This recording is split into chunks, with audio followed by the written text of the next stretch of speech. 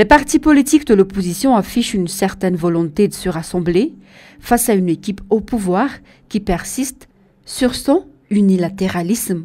Tout le monde est actuellement conscient du danger qui guette le pays à un an de la nouvelle élection présidentielle. Il y a péril en la demeure. Réunis autour du lancement de la célébration du 20e anniversaire du TIC Madagascar, les leaders politiques de l'opposition sont persuadés qu'afin d'éviter une nouvelle crise politique majeure, la solidarité de tous est nécessaire.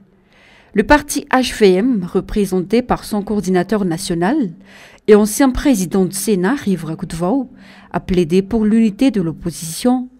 De même, Rachid Mohamed, du groupe Panorama, est favorable à un renforcement de la solidarité au sein de l'opposition. Alain Djemisseza de la plateforme RMDM a, quant à lui, réitéré l'importance de la concertation nationale avant la tenue d'une prochaine élection, tout en martelant que la majeure partie des sympathisants de l'opposition compte sur le leadership de Marc Ravalomanen. Ce dernier a également mis l'accent sur la nécessité d'une concertation nationale qui démarrera probablement au sein de l'opposition. Le lancement de la célébration du 20e anniversaire du parti TIC Madagascar a été une occasion pour cette formation politique de l'opposition de remobiliser les militants de base au niveau des différentes régions du pays. Ces militants et responsables locaux du parti ont été représentés en Tanarive lors de l'événement de 2 juillet au Magro Beorirk. En début de semaine, ils ont été accueillis à Faravouich par le président fondateur du parti, qui n'a pas manqué de les encourager, tout en les incitant à se préparer dès maintenant en vue des futures échéances électorales. Nous devrons accéder au pouvoir par la voie démocratique, a en effet rappelé Marc Ravalomanen. Les leaders du team au niveau des différentes régions de l'île n'attendaient que cela. Ils n'ont pas manqué de réitérer la dégradation de la situation socio-économique et sécuritaire dans la plupart des régions de Madagascar. Beaucoup d'entre eux sont naturellement nostalgiques des années Ravalomanen.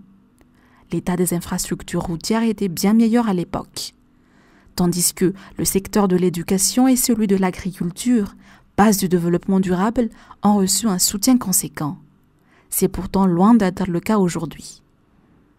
Le désir de faire revenir au pouvoir le fondateur du team est ainsi ressenti comme un réflexe naturel chez la population des différentes régions du pays.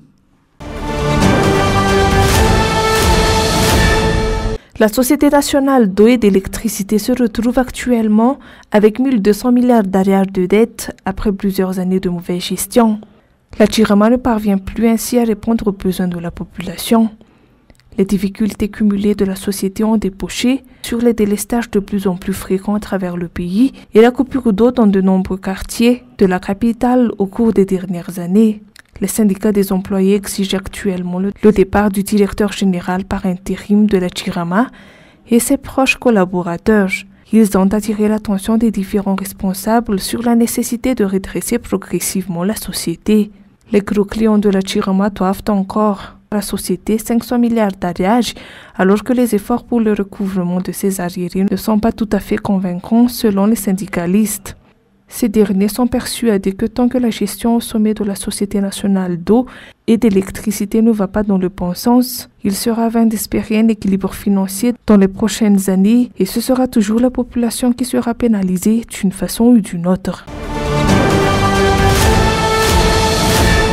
La Fondation pour les aires protégées et la biodiversité de Madagascar, FAPBM, et Madagascar National Parks, MNP, ont présenté ce 7 juillet les résultats d'une étude sur la contribution économique des aires protégées de Madagascar.